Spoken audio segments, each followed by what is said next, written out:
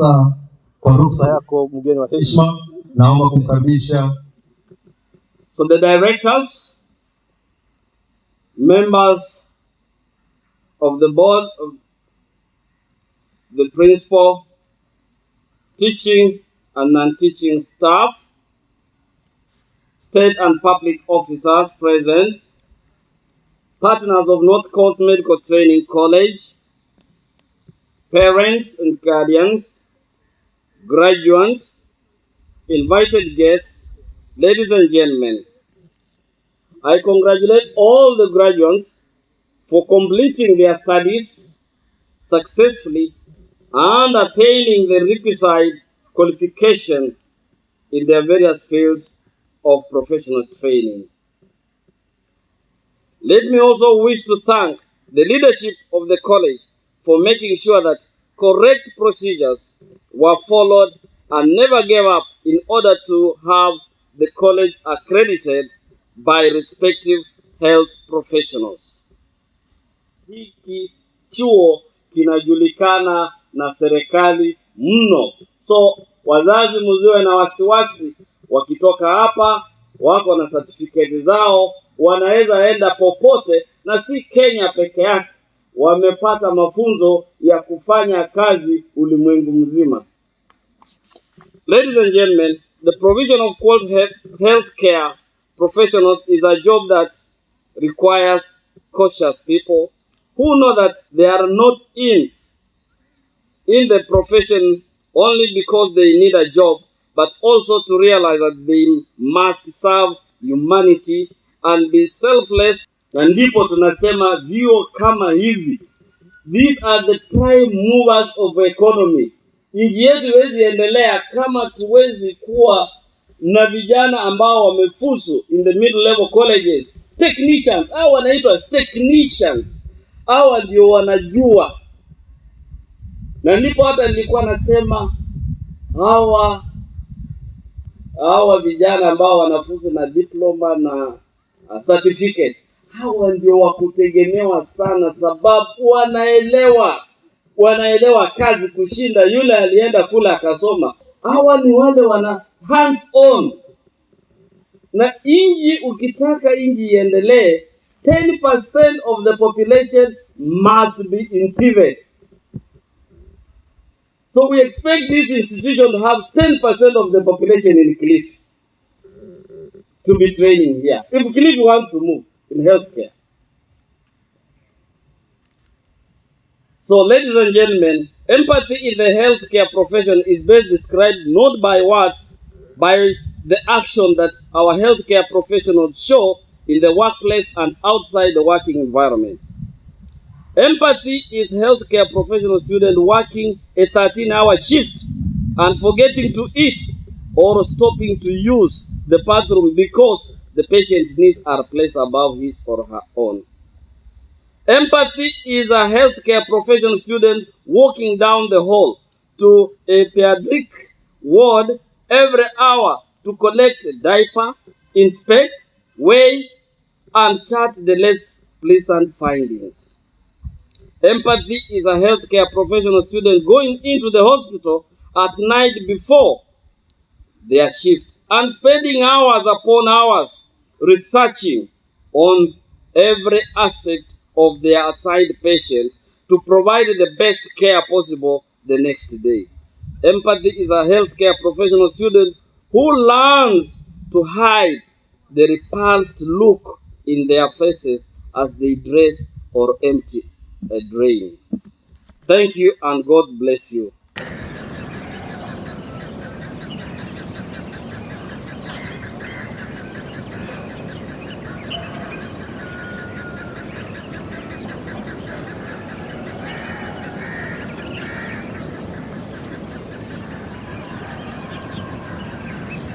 The COVID-19 pandemic, an experience of a lifetime. Are we lucky or unlucky to be a generation experiencing this pandemic? For those of us who have lost loved ones, receive our sincere condolences. COVID-19 has not only precipitated sickness, death, and economic slowdown globally, it has unleashed creativity and innovation in many facets of our lives: art, music, business, education, and training. The pandemic has also called to question some of our long-held practices such as funerals, meetings, and even graduations. Is it not time then that we learn something from this pandemic to substitute the devastation it has visited on us? For example, adapt prudence, efficiency, and effectiveness in our future practices. Reduce costs by celebrating functions like graduations online, or congregate when we celebrate crucial discoveries and innovations that come out of our training. Let us not make this a mourning point, but a turning point.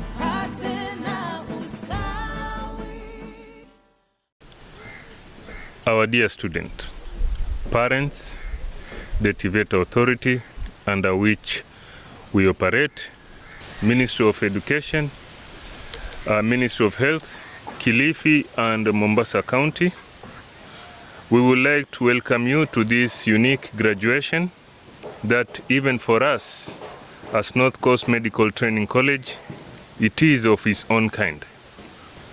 The COVID-19 pandemic has visited us, and it has far-reaching social and economic effect, whose ripple effect will resonate with us for a very long time.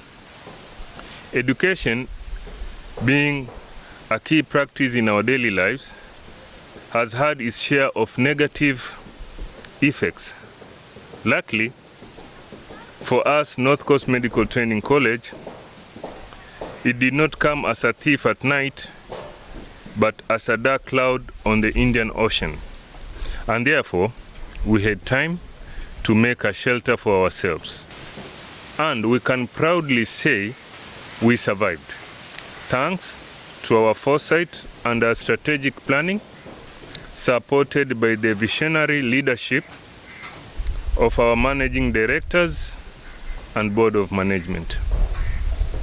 North Coast opened its doors to the first cohort of 20 students in 2012. Since then, the college has grown in leaps and bounds to the current student population of about 700 students. The uniqueness of training in North Coast Medical Training College is inherent in its vision and mission to be a model training college in Kenya and beyond, and produce competent healthcare workers using innovation and modern technology. I am proud of our students who have taken philosophy of training, of empowerment and self-efficacy. The students were brave enough during this pandemic, and by so they have not lost any time in curriculum, and that they were ready and accustomed to online learning, and this one also was made possible by parents who stood the signs of times and support their children to make use of their time under lockdown productively by using the little resources to buy airtime and the like. As a college, we did our best to support our students also. We reduced our fees. We facilitated the buying of smartphones, laptops for students who had problems with their non-compatible phones or gadgets. And also, we negotiated with the Safaricom to give us discounted bundles for purposes of learning. We are grateful to Safaricom. They are our working partners and also our dear parents. It is our responsibility to take care of ourselves, even as we look forward to open the college in September. As per the government guidelines, North Coast Medical Training College, we are ready. Each one of us, that is teachers, management, are continually preparing for the great day of having our student back. Finally, let me take this opportunity to congratulate the graduates for their resilience and a good job during these torrid times of COVID-19. Thank you and congratulations. We sent home our students hoping that this is another opportunity to prove ourselves. Like any new venture, reality starts setting in. Among the first complaints that we received from our students were lack of data bundles, gadgets, and laptops. We contacted Safaricom and requested for a discount, which they heartily gave us a discount of data bundles. We also contacted some of our friends, and they assisted us in fundraising, and we were able to start a revolving fund to buy smartphones, gadgets for our students to enable them continue learning online. It has been very tough for all of us. For example, when we as teachers received 75% salary cut, it was tough. Most of us felt that it was too much, but the administration reminded us that a college is not only made of teachers, but students. And we have to bear the burden together with the parents, and also to ensure that our students continue learning. As we have been promising, we don't intend to overly delay completion of their course, because we have technology and innovation to ensure that they cover the work that they had not and graduate on time to be able to enter the job market. As the saying goes, necessity is the mother of innovation. Being a bona fide member of the .com frenzy, e-learning platform is not new to me. I was introduced to the platform by North Coast Medical Training College way before even the pandemic started. I would like to describe my experience as broad, educational, and good all at the same time. This pandemic period has strengthened the use of e-learning network for both learners and experts through social networking. It's good in disguise. I would like to conclude by saying change is inevitable and we do not have a choice. So we must be in a position to brace ourselves for impact whenever something new strikes in. My name is Ncmtc, nursing. My name is Faithful Juhudi, a student in the Department of Orthopedic and Trauma Medicine. I would like to take this opportunity to thank North Coast Medical Training College for giving us an opportunity to continue learning despite the corona pandemic situation through the online learning system. I have had a good experience with the online learning platform, Emelimu. It is easy to navigate through.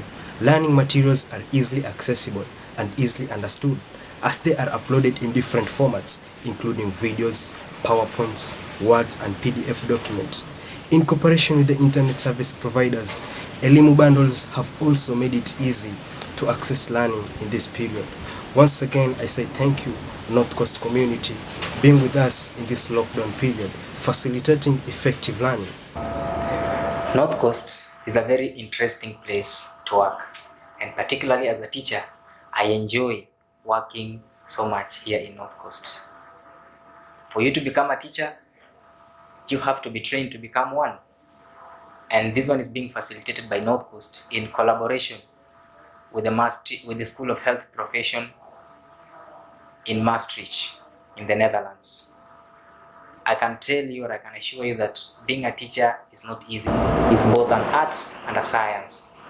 It is an art simply because it needs you to show your creativity, whereas it is a science because it needs to be backed up by evidence from all sources. It has been difficult for quite a number of training institutions, but in North Coast, we were used to blended learning, which is using the traditional face-to-face and the e-learning approach. Therefore, as teachers and students, we appreciate the effectiveness of e-learning. If I teach about the heart, for example, I can search for a free or paid video of the heart, post it on our e-learning platform, and students can watch it during the day or night. No matter how I try, using the chalk and blackboard, I cannot teach better than letting my students watch an online video. There are just too many benefits of e-learning.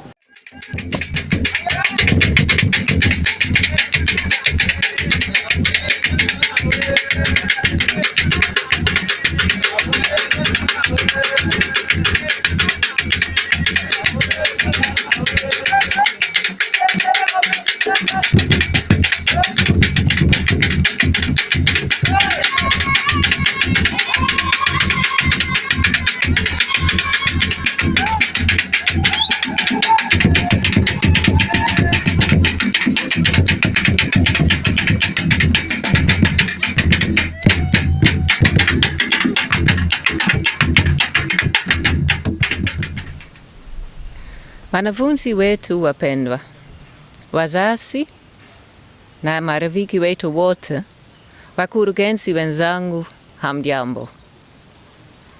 Kwa majina naitwa Marianne Darwinkel. Mimi ni mmoja wa wakurugenzi wa North Coast Medical Training College.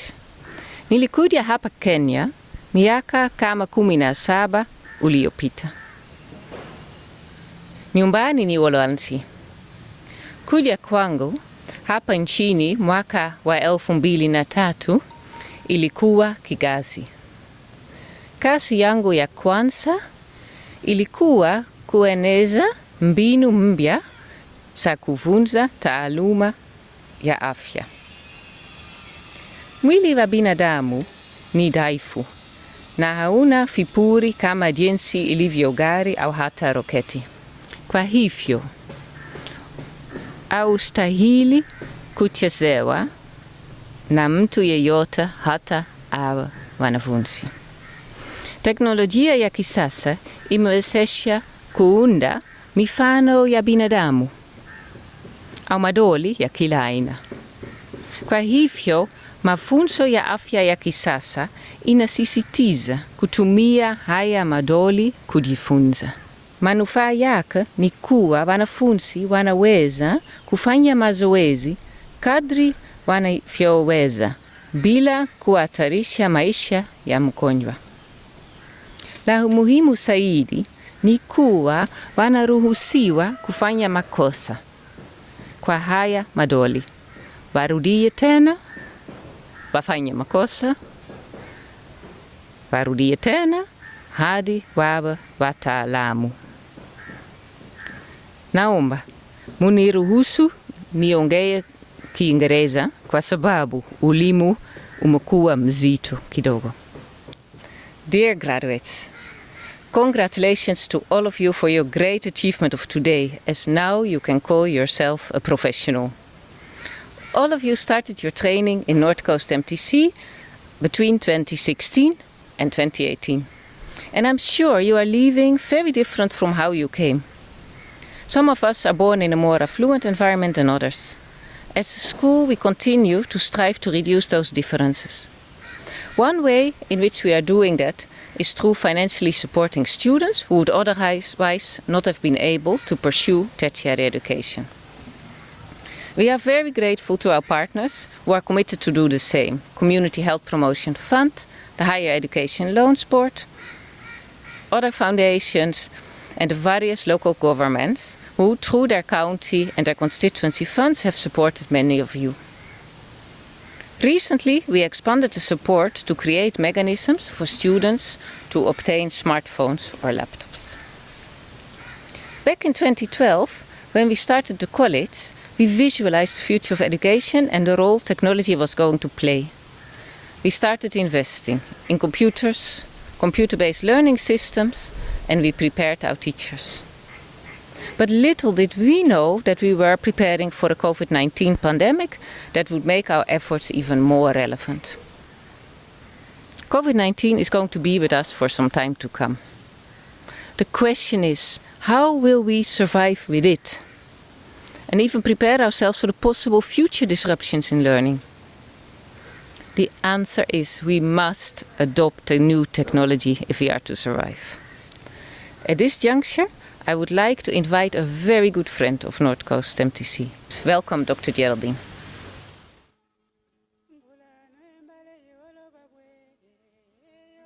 Dear graduates, it is my pleasure and honor to speak to you on this memorable day.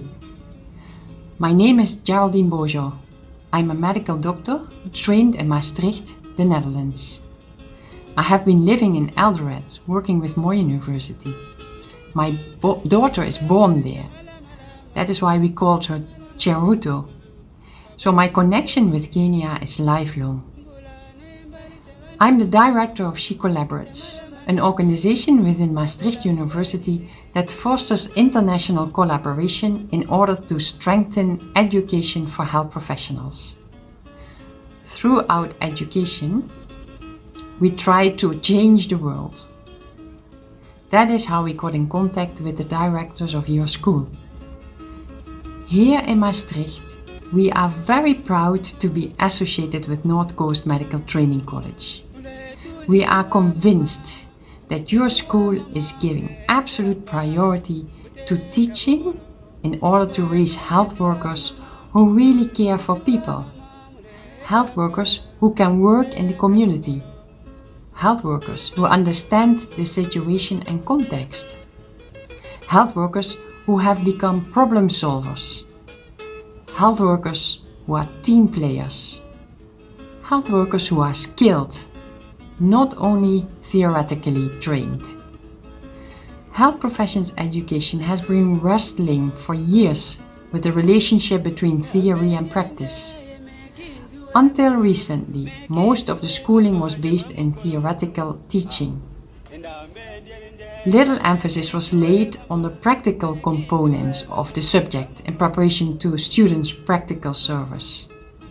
Incidentally, isolated rush courses in clinical skills were given, where things were demonstrated rather than having students practice themselves. Therefore, when the students began in real life, they often suffered from a reality shock, basically because they were badly equipped for this reality. In traditional healthcare education, the training of clinical skills largely takes place in hospitals and is practiced on patients. Research into this matter has shown that this is not an ideal practical situation for training students.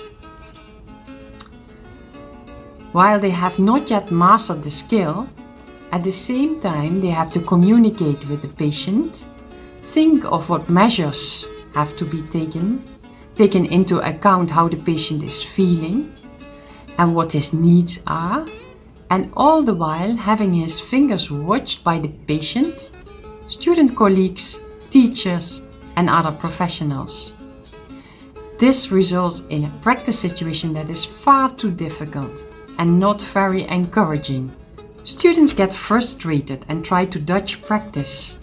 Moreover, there is often little or no adequate supervision. Besides this, due to various developments in healthcare, there is far too little time to become intensively acquainted with relevant problems. A lot depends on which patients happen to be in the hospital at that time and the level of quality and interest of the supervisors. Therefore, there is enough reason to look for alternatives for the traditional way of doing things. One of these alternatives is the Skills Lab, and we are very happy that we, through a big NAFIG grant, can work together with North Coast Medical Training College to improve the practical aspect of teaching, with a strong emphasis on critical thinking. North Coast Medical Training College can only bring you to the door. The rest is up to you after today. Take the responsibility to continue with learning, lifelong learning. And as you grow and gain more experience, share that widely with juniors in formal and informal training roles. Enable others to learn like North Coast Medical Training College enabled you to learn.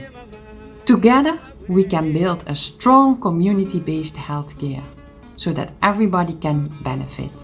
And now it's time to celebrate. Wish you well.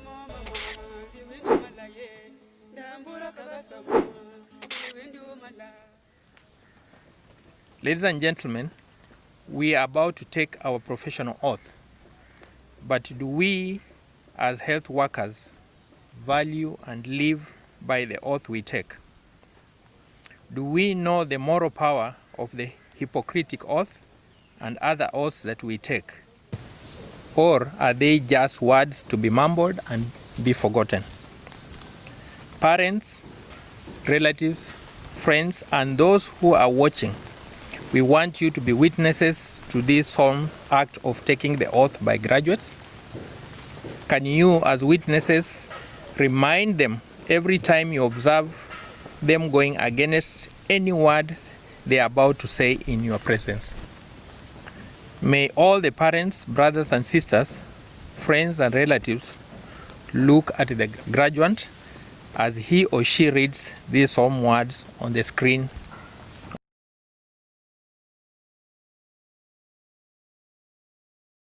Never, never, never will I put money before my patients.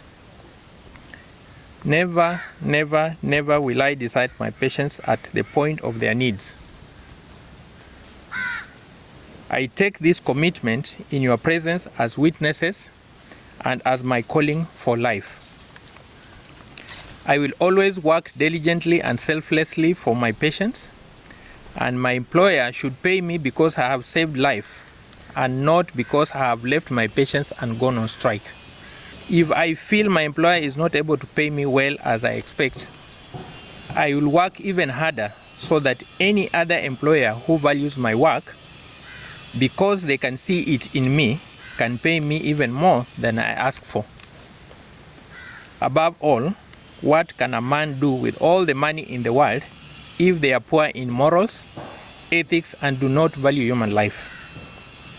Thanks my parents, my teachers, and my Creator for giving me this opportunity to serve humanity. I'm proud to be a graduate of North Coast, and I will live by those solemn words the rest of my professional life. Okay. Ladies and gentlemen, as a custom to us, we usually have two graduations, one in July and another one in November. This is because we don't want to delay our graduates from entering into the market and competing. However, we have had a little delay because of this crisis we are all facing and we are all in. In this first graduation of the year, we have a total of 101 students whom we are going to graduate today. I'd like to present the heads of department and their student as follows.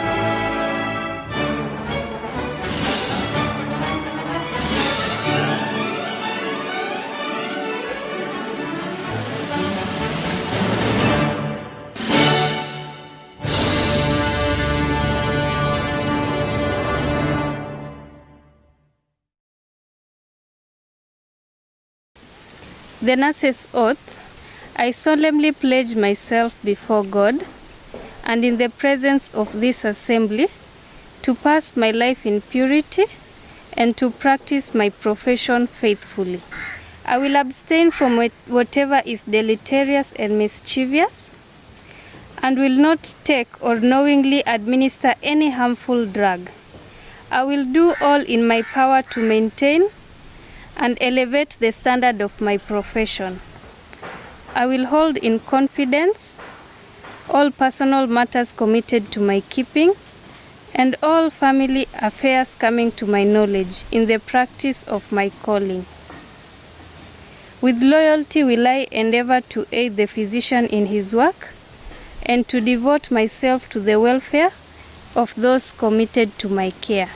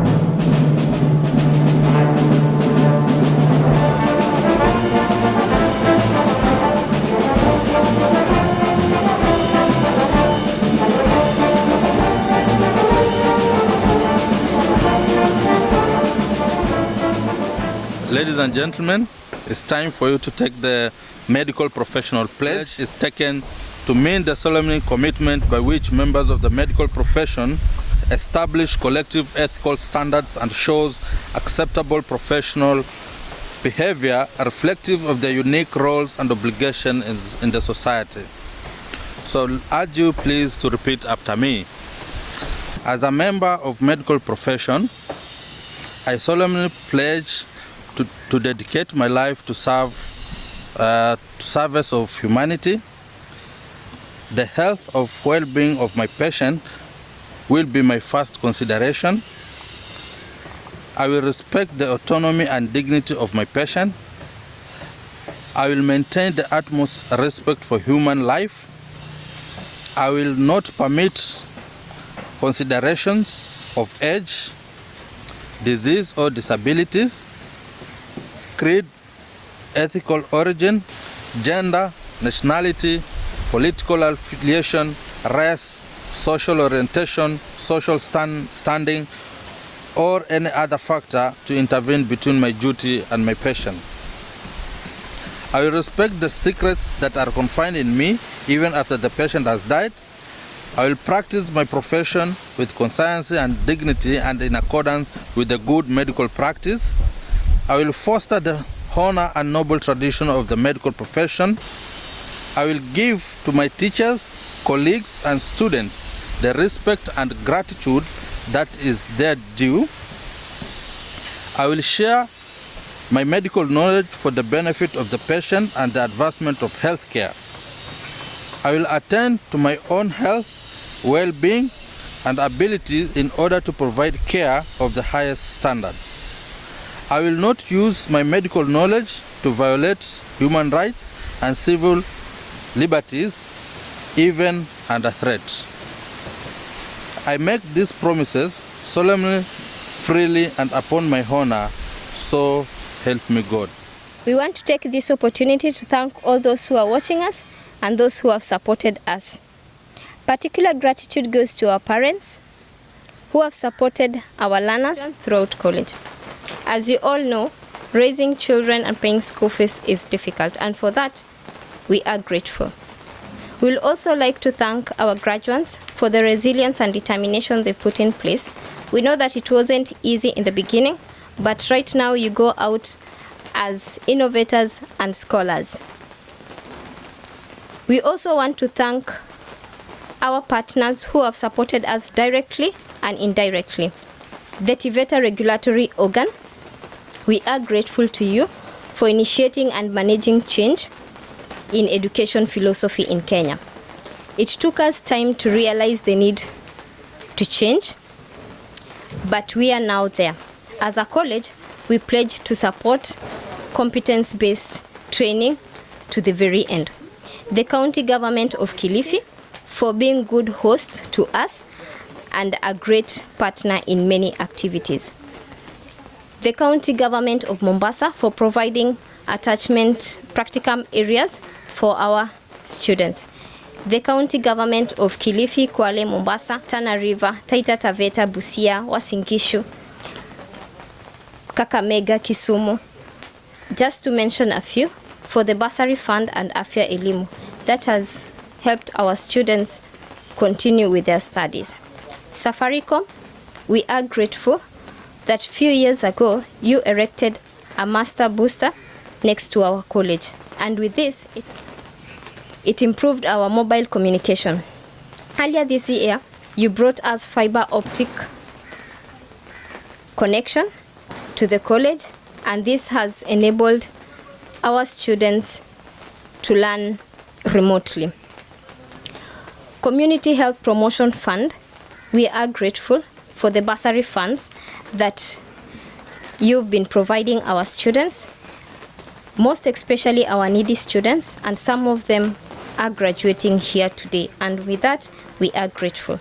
We also want to thank our abroad partners, the School of Health Education, Maastricht University, for supporting our trainers to improve and become proficient trainers.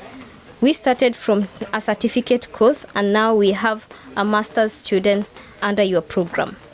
The Hanze University You have been partners with us and provided us with a lot of exchange programs, and that has elevated our spirit. In your honor, we have a building that is named after you, the Hanze House. Lastly, to our members of Bomani community, where the college is located, together we have seen our village transform into an active hub of academic and business activities. We pledge to remain reliable partners. Thank you very much.